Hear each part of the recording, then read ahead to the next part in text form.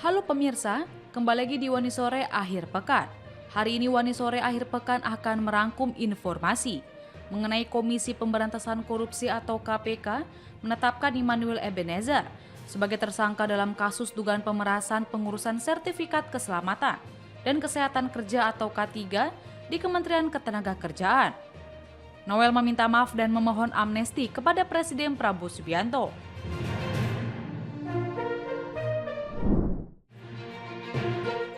Berita selanjutnya pemirsa, publik tengah dihebohkan dengan video lama tentang pernyataan mantan Wakil Menteri Ketenagakerjaan atau Wamenaker Immanuel Ebenezer atau Noel soal hukuman mati bagi pelaku korupsi kembali viral. Sebelum menjabat sebagai Wamenaker, ia secara terbuka mendukung hukuman mati kepada koruptor. Kini, perkataan Noel justru malah berbanding terbalik dalam perbuatan dirinya sendiri. Dalam kasus korupsi yang menjerat Noel sebagai tersangka, karena diduga melakukan pemerasan kepada sejumlah perusahaan yang tengah memproses sertifikasi K3. Pemirsa, inilah Wani Sore Akhir Pekan selengkapnya.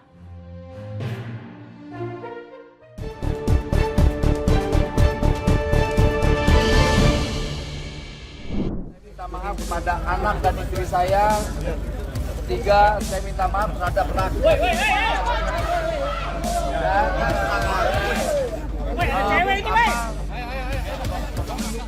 Immanuel Ebenezer alias Noel ditetapkan sebagai tersangka oleh KPK dalam kasus pemerasan pengurusan sertifikat K3 keselamatan dan kesehatan kerja di Kementerian Ketenagakerjaan. Dalam keterangannya Jumat 22 Agustus, Ketua KPK Setio Budianto mengatakan Noel ditetapkan sebagai tersangka bersama 10 orang lainnya. Noel diduga menerima aliran dana sebesar 3 miliar rupiah dalam perkara ini. Uang tersebut berasal dari praktik pemerasan terkait pengurusan sertifikat K3. KPK selanjutnya melakukan penahanan selama 20 hari pertama di rumah tahanan KPK Gedung Merah Putih, Jakarta.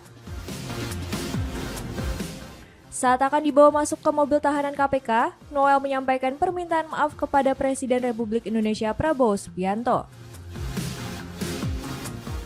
Tak hanya itu, ia juga berharap bisa mendapatkan amnesti atau pengampunan dari Presiden Prabowo. Dalam kesempatan itu, Wakil Menteri Ketenagakerjaan ini meminta maaf kepada istri dan anaknya serta seluruh masyarakat Indonesia. Ia menyangkal terlibat dalam kasus pemerasan terkait sertifikasi K3 di Kementerian Ketenagakerjaan. Ingin sekali pertama saya meminta maaf kepada Presiden Pak Prabowo. Kedua, saya minta maaf kepada anak dan istri saya. Ketiga, saya minta maaf terhadap rakyat Indonesia. Dan saya juga ingin mengklarifikasi bahwa saya tidak di OTT. Pertama itu. Kedua, kasus saya bukan kasus pemerasan, agar narasi di luar tidak menjadi narasi yang kotor yang memberatkan saya. Dan kawan-kawan yang bersama saya tidak ada sedikitpun kasus pemerasan. Dan apa yang kami lakukan sangat mendukung sekali apa yang menjadi kebijakan KPK. Bang Noel merasa dijebak, Bang. Siapa hati, Bang? Bang, merasa dijebak nggak, Bang? Bang Noel merasa dijebak nggak? Ya enggak. Terima kasih kawan-kawan.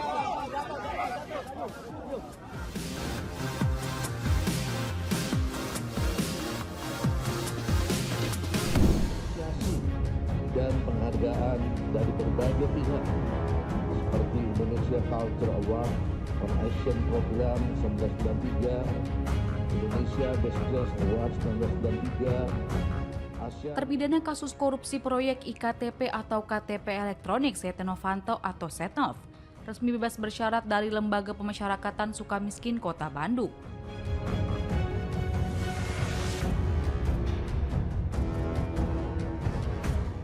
Meskipun statusnya sudah bebas bersyarat, ia tetap diwajibkan melapor secara rutin ke Balai Pemasyarakatan Bandung hingga 1 April 2029.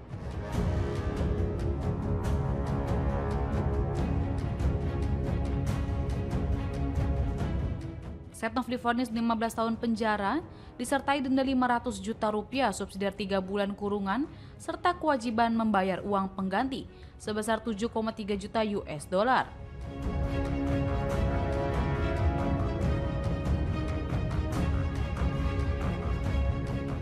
Mantan Ketua Umum Partai Golkar itu dinyatakan bersalah dalam kasus korupsi KTP tahun anggaran 2011 hingga 2013.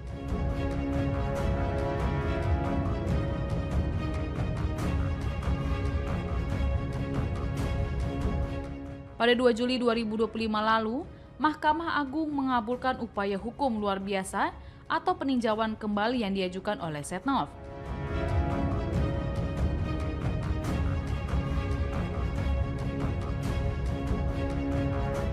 Dengan dikabulkannya PK tersebut, maka pidana penjara Setnov lebih ringan dari vonis, yakni menjadi 12 tahun dan 6 bulan dari yang semula 15 tahun penjara.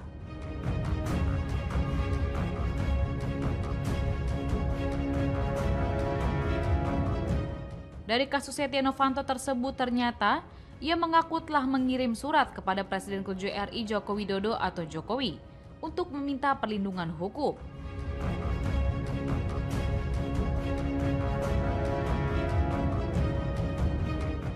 Namun, Jokowi meminta Setnov untuk mengikuti proses hukum yang sedang dijalaninya di Komisi Pemberantasan Korupsi atau KPK.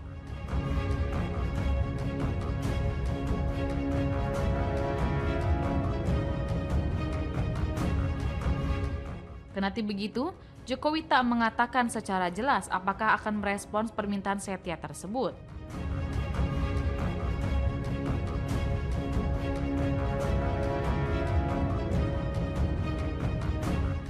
Dia kembali menegaskan agar Setia Novanto tetap taat terhadap proses hukum yang sedang berjalan.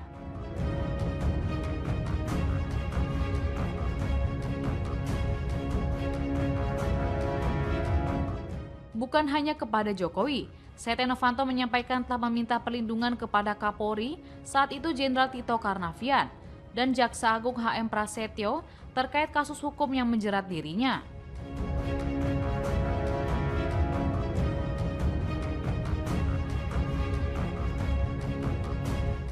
Tak berhenti di situ, kisah di balik kasus Setia Novanto juga diungkapkan oleh mantan Ketua KPK Agus Raharjo yang justru pernah diminta Jokowi untuk menghentikan kasus tersebut.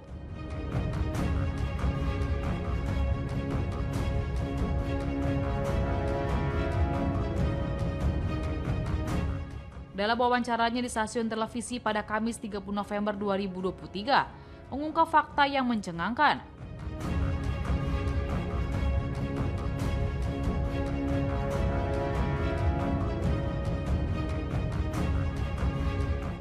Agus bercerita, momen itu terjadi saat dirinya dipanggil sendirian oleh Jokowi dan mengaku heran karena ia biasanya memanggil semua pimpinan KPK saat itu seperti biasanya.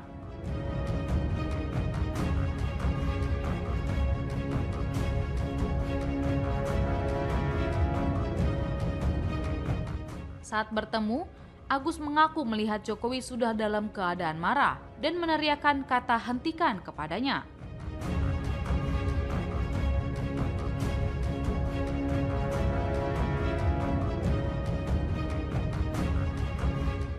Namun, ia tidak menuruti perintah Jokowi dengan alasan surat perintah dimulainya penyidikan atau sprindik sudah ditandatangani pimpinan KPK 3 pekan sebelum pertemuan tersebut.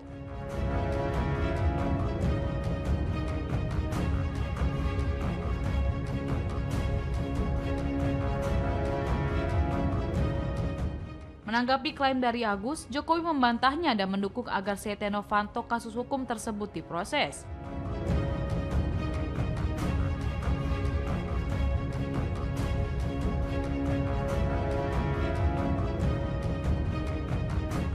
Jokowi bahkan menepis pernah terjadi pertemuan antara dirinya dengan Agus, sebab tak ada dalam agenda kepresidenan.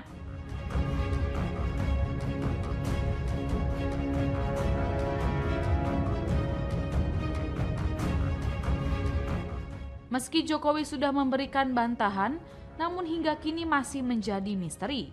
Benarkah Jokowi pernah meminta kasus korupsi Setia Novanto untuk dihentikan?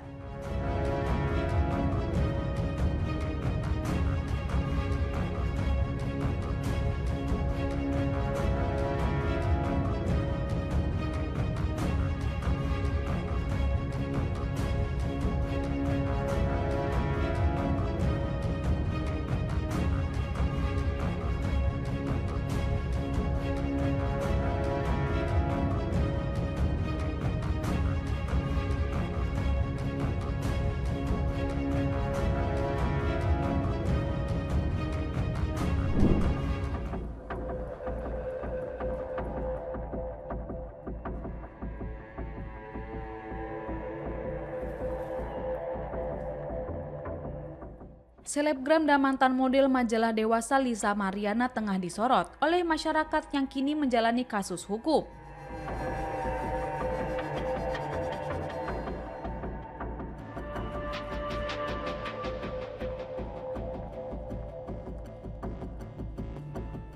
Lisa Mariana gagal menyeret mantan Gubernur Jawa Barat Ridwan Kamil untuk mengakui anaknya CA sebagai hasil hubungan khusus.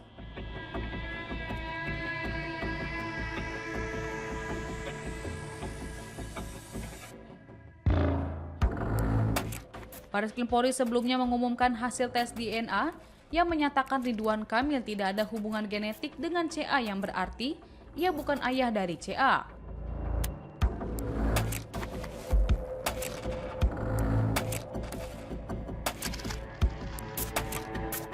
Dengan hasil tes DNA itu, maka Bareskrim Polri akan melanjutkan penyelidikan kasus pencemaran nama baik yang dilaporkan Ridwan Kamil.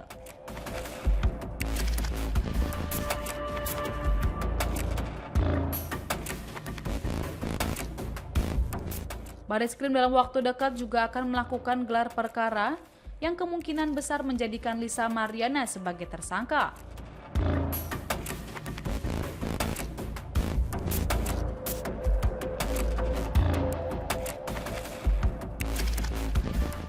Bisa saja Lisa Mariana lolos dari jeratan hukum jika Ridwan Kamil mencabut laporan polisinya tersebut.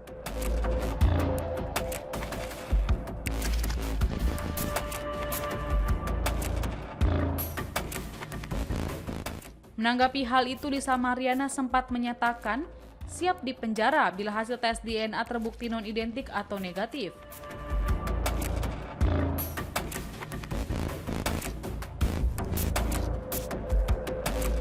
Namun, kini kuasa hukum mencoba mengupayakan langkah lain.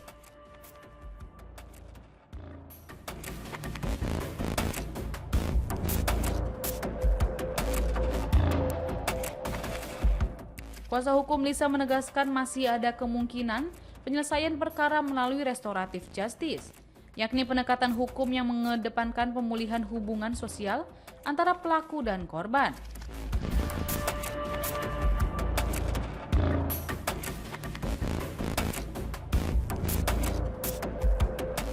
Lalu, di saat posisi Lisa Mariana dalam kondisi terjepit, kini muncul lagi kabar yang semakin memojokkannya.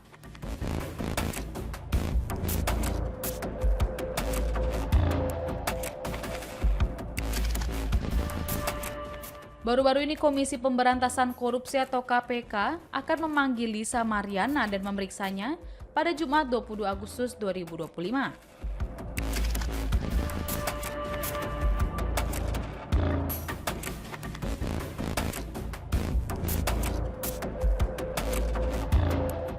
Lisa Mariana akan diperiksa terkait kasus korupsi pengadaan iklan di Bank Pembangunan Daerah Jawa Barat dan Banten atau BJB.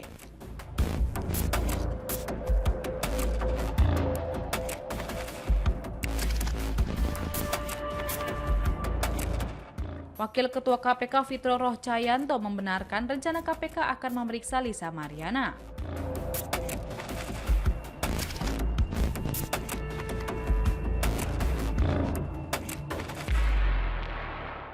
Adapun pemeriksaan Lisa Mariana diduga karena dia mendapatkan aliran dana dari hasil korupsi BJB dan mengetahui beberapa hal terkait kasus tersebut.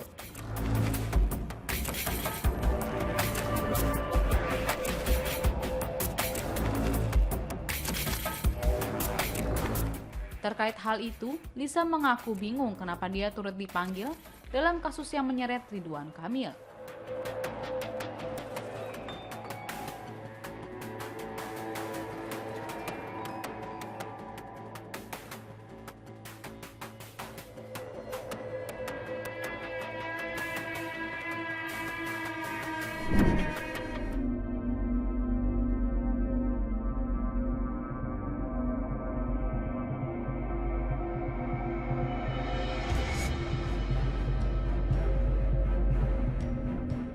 Menteri Koordinator Bidang Pembangunan Manusia dan Kebudayaan atau Menko PMK Pratikno menjadi sorotan publik.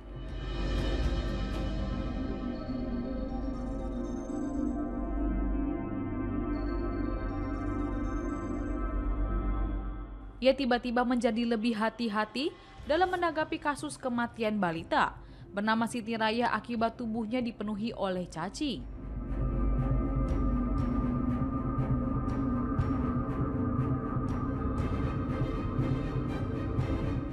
Kini, Pratikno menyebut bahwa peristiwa yang menimpa Raya adalah alarm nasional bagi pemerintah dan semua pihak untuk meningkatkan kualitas kesehatan anak.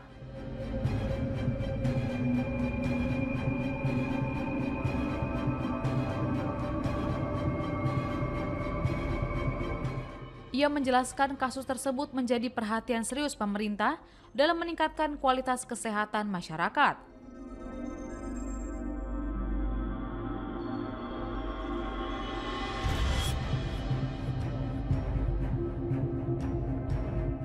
Untuk itu Pratikno menginginkan agar kasus serupa tidak terjadi lagi.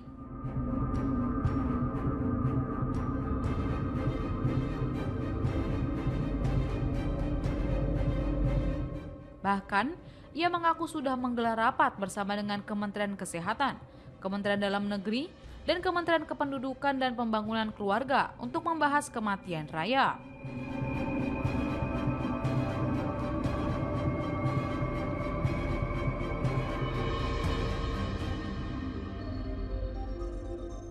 Dalam rapat tersebut terdapat beberapa hal yang disepakati, dan salah satunya meningkatkan deteksi dini untuk mengetahui masalah kesehatan pada anak-anak.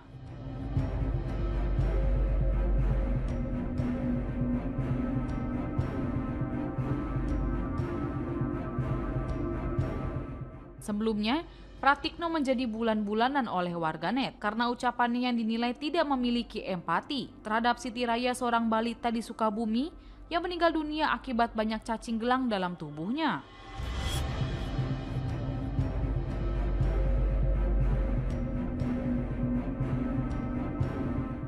Ia dinyatakan meninggal akibat tidak dapat penanganan dari rumah sakit karena tidak memiliki identitas.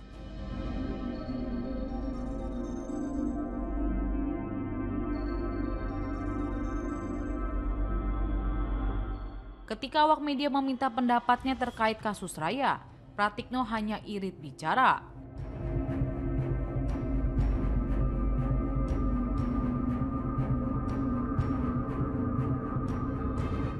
Menurutnya, detail kasus tersebut sepenuhnya ditangani oleh Kementerian Kesehatan yang mengawal secara detail.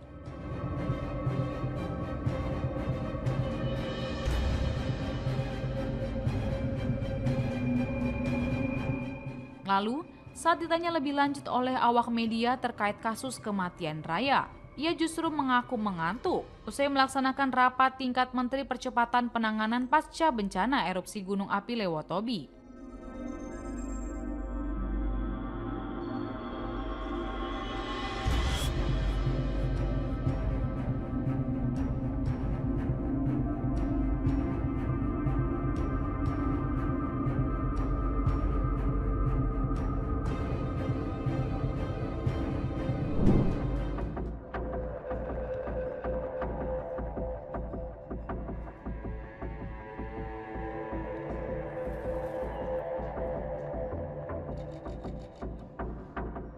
Selebgram Lisa Mariana mengaku menerima aliran dana dari mantan Gubernur Jawa Barat Ridwan Kamil.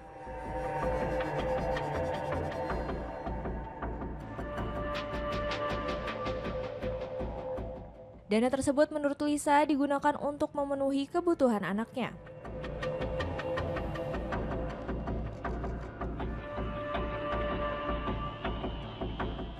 Hal tersebut disampaikan Lisa usai menjalani pemeriksaan sebagai saksi kasus dugaan korupsi Bank BJB di KPK Jakarta Jumat 22 Agustus.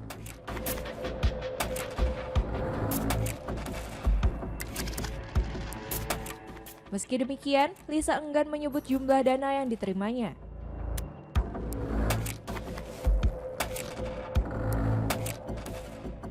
Ia menegaskan hal itu menjadi bagian dari materi yang didalami oleh penyidik.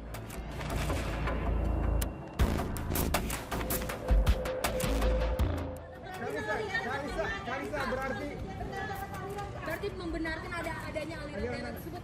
Ya kan buat anak saya.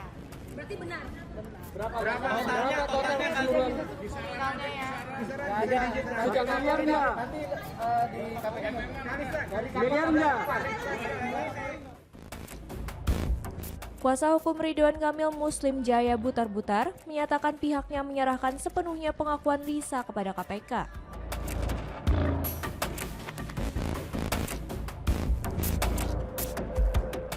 Ia menilai tidak pada tempatnya memberikan komentar lebih jauh terkait materi penyidikan.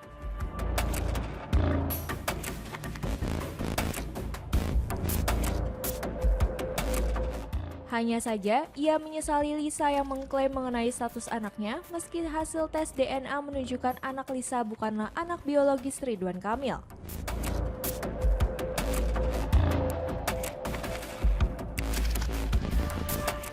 Sebelumnya, KPK menggeledah rumah Ridwan Kamil dalam rangka penyidikan kasus Bank BJB dan menyita sejumlah barang bukti.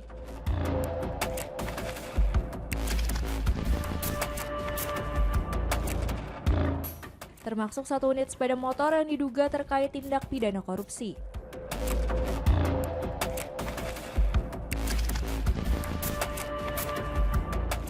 Meski begitu, hingga kini KPK belum memeriksa Ridwan Kamil sebagai saksi.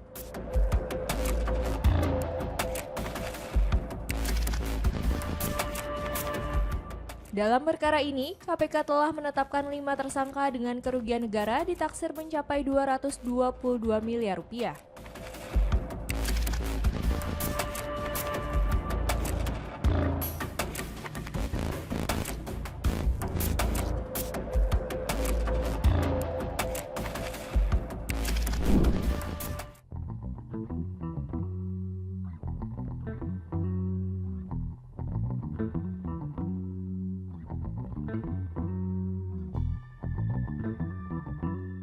Publik tengah dihebohkan dengan video lama tentang pernyataan Wakil Menteri Ketenagakerjaan atau Wamenaker Immanuel Ebenezer atau Noel soal hukuman mati bagi pelaku korupsi kembali viral di internet. Hal ini terjadi buntut terjaringnya Noel dalam operasi tangkap tangan oleh Komisi Pemberantasan Korupsi atau KPK. Noel ditangkap KPK dalam OTT yang dilakukan pada Rabu 20 Agustus 2025 malam. Ia diduga terlibat dalam dugaan kasus pemerasan pengurusan sertifikasi keselamatan dan kesehatan kerja atau K3 di Kemenaker. Ketua KPK Setio Budianto mengumumkan bahwa Noel telah ditetapkan sebagai tersangka dalam kasus itu dan kini ditahan di rumah tahanan KPK Cabang Merah Putih, Jakarta Selatan pada Jumat 22 Agustus 2025. Sebelum Noel menjabat sebagai Wamenaker dalam Kabinet Merah Putih, ia secara terbuka mendukung hukuman mati kepada koruptor. Hal ini ia sampaikan misalnya dalam acara Indonesia Lawyers Club pada 19 November tahun 2021.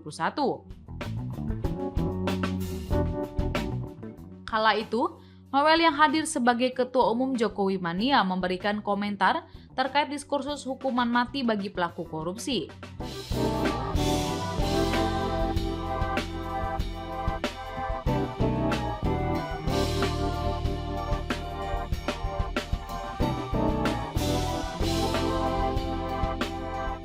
Pada saat itu ia menuturkan bahwa hukuman mati bagi koruptor adalah kebijakan yang dapat mencegah publik untuk melakukan pembangkangan sosial karena muak melihat para pejabat termasuk menteri yang korupsi.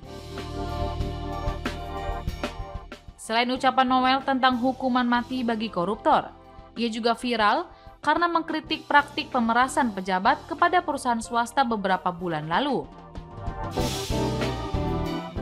Kritikan itu disampaikan Noel ketika menghadiri acara Siniar Bikin Terang pada Juni 2025.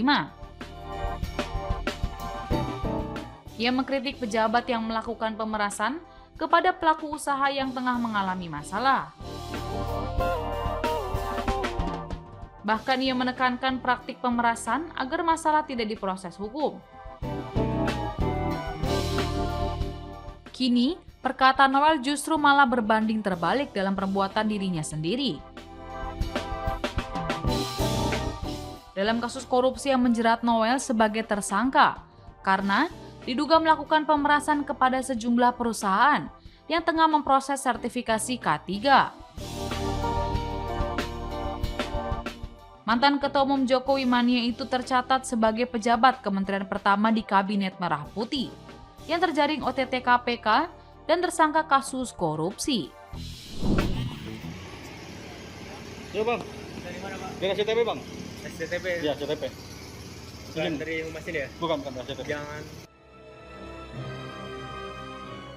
Polda Banten mengamankan 2 oknum anggota BRIMOB dan 2 warga sipil yang diduga terlibat pengeroyokan staf Humas KLH serta 8 wartawan di Kecamatan Jawilan, Kabupaten Serang. 2 anggota BRIMOB muda berinisial TG dan TR dibenarkan keterlibatannya oleh Kapolda Banten dalam insiden tersebut. Kedua anggota BRIMOB ditugaskan menjaga pabrik smelter PT Genesis atas permintaan pemilik pabrik yang meminta perlindungan keamanan. Karena kekurangan anggota Pamofit, 2 anggota BRIMOB tersebut diarahkan untuk melakukan pengamanan di sekitar lokasi pabrik.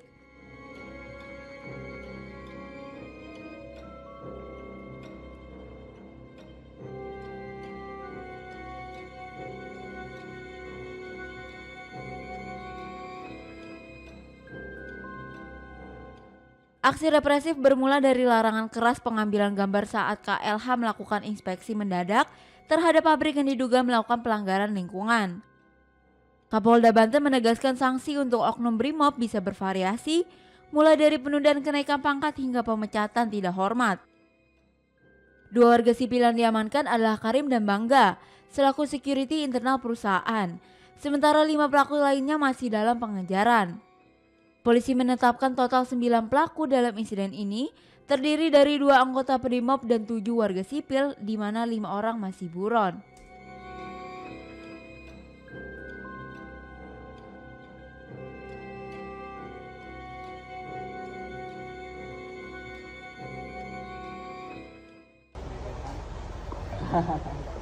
Rekan-rekan, semalam sebenarnya sudah di-share ya oleh Kabid Humas ya, beritahu ya mungkin ya. Jadi proses kasus kejadian kemarin yang di Jawilan GNS ya, PT GNS itu sudah ditangani. Ya, pelakunya sudah ditangani oleh Satreskrim Polres Serang Kabupaten. Sudah ada 2 yang ditangkap, yang lain masih dilakukan pengejaran. Tapi identitas sudah ketahuan. Untuk oknum yang diduga ya sudah dilakukan tindakan pemeriksaan di Polda oleh Kabid Propam. Itu kenapa Pak bisa ada 2 BRIMOB yang mengamankan Di situ memang dia pengamanan. pengamanan sesuai dengan permintaan dari perusahaan. Oh, berarti ada Ya. kerjasama dengan Siapanya? ada kerjasama. Ada, dia meminta bantuan. Kita kan kepolisian itu kan memberikan semua di lini kehidupan masyarakat, termasuk kegiatan-kegiatan, kita melakukan pengamanan sesuai dengan surat permintaan. Sebenarnya kan harusnya ada dari Pamopit, tapi keterbatasan personil, makanya kita ada dari BRIMOB. Itu resmi dia pengamanan di sana. Nah, tapi kan terjadi mungkin salah paham dan sebagainya di lapangan. Tapi kita sudah melakukan tindakan tegas terhadap personil kita, oknum personil ya. Sudah dilakukan tindakan oleh Kabid Propam. Sanksi yang menanti Pak, apakah ada PTDH atau Siapa? untuk Kan sesuai mekanisme yang ada. Kita kan ada melalui disiplin, ada kode etik, ada namanya penundaan kenaikan pangkat, semua itu dilakukan. Kecuali masyarakat sipil yang melakukan itu kan dia melalui penahanan badan dan sebagainya. Gitu. Gitu ya. Berarti ada maksimalnya PTDH mungkin Pak kalau misalkan yang Siapa? Semua ada tingkatan ya dari kesalahannya. Kita lihat dari hasil pemeriksaan yang ada, ya kan, ada melalui disiplin, kode etik, dan seterusnya sampai tingkat yang lebih tegas lagi, ya.